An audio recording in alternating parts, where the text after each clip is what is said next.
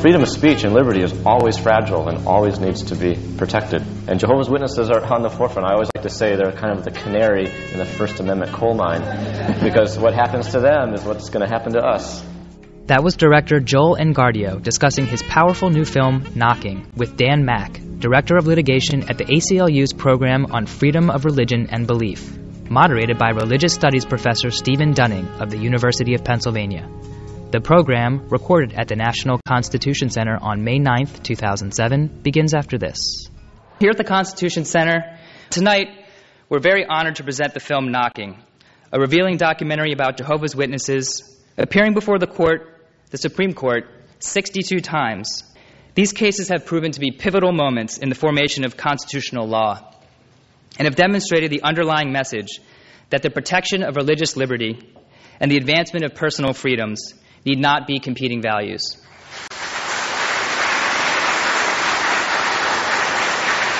To my immediate right is Joel Engardio. He's the director and producer of Knocking.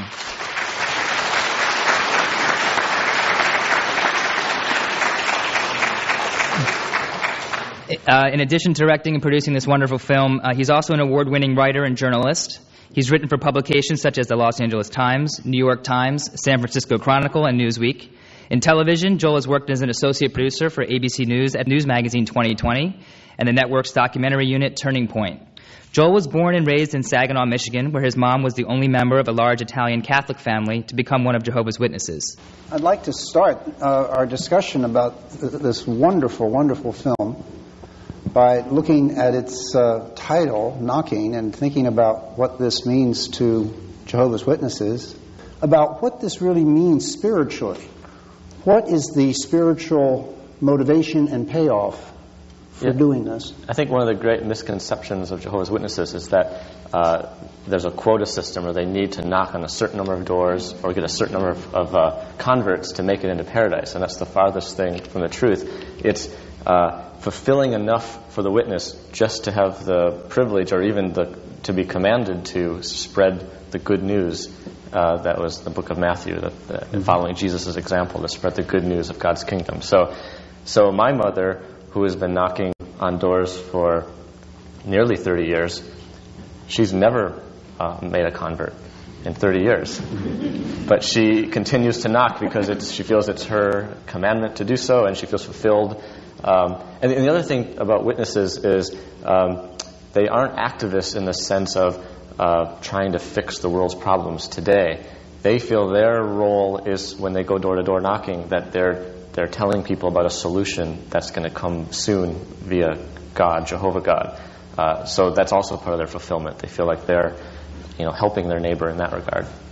Why is it religiously important? Why is it spiritually important in a country that is so welcoming and so supportive to continue to stand in a position of distance, if not actual resistance? Because ultimately, Jehovah's Witnesses only view God's kingdom as worthy of allegiance or being subject to.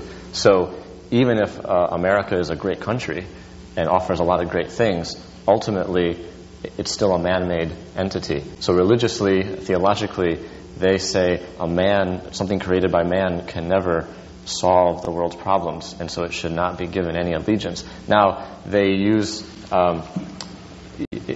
scripture that talks about, give Caesar's things back to Caesar, so therefore they're not anarchists. They'll pay their taxes even if they know the money goes to war or things they disagree with, and they'll obey the law of man-made government up until the point where it starts to infringe on what they feel is their right to worship. They wouldn't be activists in the sense they wouldn't protest the government or try to petition or do a sit-in or something like this. They would just simply live their life the way they feel God has commanded them to live their lilife. We saw Lillian Gabaitis here in the film, and she says, people criticize me and say, how can you enjoy the freedoms of our Constitution when you wouldn't support the good war and fight Hitler? And she says, well, my husband was a German who refused to fight in Hitler's army. If everyone refused to fight, what war would we have? So they look at the bigger picture and above nationalism of any nation. what interests me, and is not, unfortunately, in the film because we only have 53 minutes, but 60 years later, Jehovah's Witnesses are still relevant to today because their most recent Supreme Court case was in 2002, the first free speech case after 9/11. And that issue was, should we have anonymity protected in our free speech clause? And a town in Ohio said no.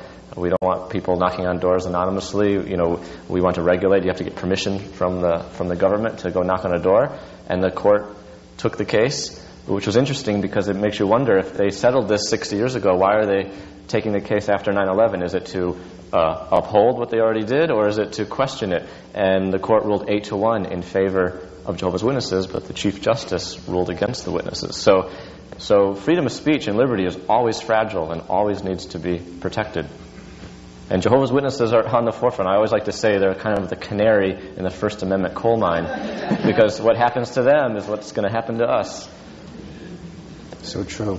I'd like to ask people who have questions to come forward. This evening is being taped. I was just curious your motivation and what made you decide to do the documentary, and after doing the documentary, how do you now feel about the religion from as you were as a child and now, 20-something years later? Well, you all know my background, that my mom was a witness, and then I was raised in it and went door to door, and ultimately decided not to join. Went off to college, became a journalist, and I think I'll kind of argue with my mom a little bit because as I mentioned, witnesses feel fulfilled that they're telling people that the solutions are coming soon, and I will say, well, I'd rather spend some time working on solutions now. And I thought, well, being a journalist was a good way, to illuminate some of the problems in the world. So that's kind of how we agree to disagree. I think a bigger message too is, we are in the middle of a culture war right now, and how do we deal with that? ACLU, has to defend, everyone's right under the Constitution, and we're talking about groups who vehemently disagree with each other. And so, to me, I look at Jehovah's Witnesses. Here's an example of a group that stands firm in its faith, has clear, defined beliefs that may not agree with other groups, but there's nothing that's hurtful to the rest of society other than perhaps an inconvenience of speaking a message at your door.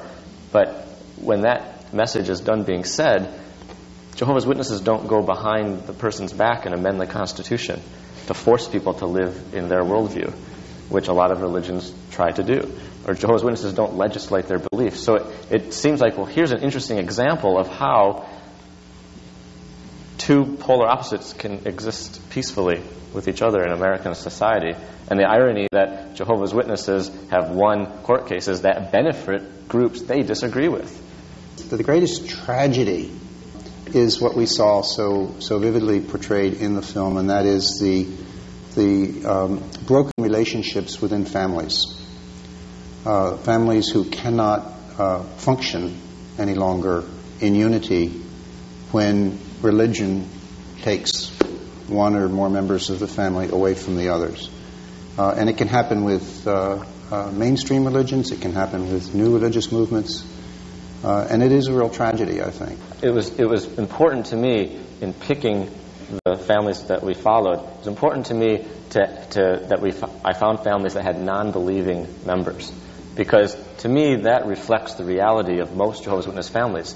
The majority of Jehovah's Witness families aren't all, nuclear and extended family, all witnesses. So, and the issue of how families can navigate this I thought was important, because, some people ask, what things would you want to criticize about Jehovah's Witnesses? And I thought it would be much more organic to just have it come from within the story. So here you have two real families, and you've got members who are devout and members who don't like it. And so how does that work? And that reflects what Jehovah's Witnesses go through all the time. I'll tell you why I chose to put the grandmother, her line, that there's the grandmother who says, I hate that cult word, but boy, it's kind of the way it is.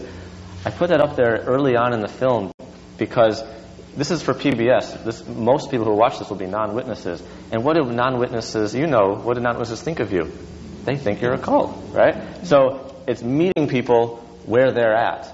So they can be like, okay, all right, yeah, I hear what Grandma's saying. Mm-hmm. But the movie, it's just a mirror to reality. Ultimately, you see, well, they're not holed up in a compound in Idaho, or they're not, they're working, they're going to school, they look like normal people. I mean, Grandma shows up at the hospital, so it's like, you realize, oh, okay. So, so that's why that's there. Yeah. I know it's a controversial thing, but it's on both sides. The non-witnesses, if that wasn't in there, they'd be like, what is this, a promotional piece for the witnesses? You got to show how people are thinking on both sides of the aisle, and and then they can come to some common understanding. Thank you very much. Thank you. This has been a program of the National Constitution Center and its Annenberg Center for Education and Outreach. For more information, go to constitutioncenter.org.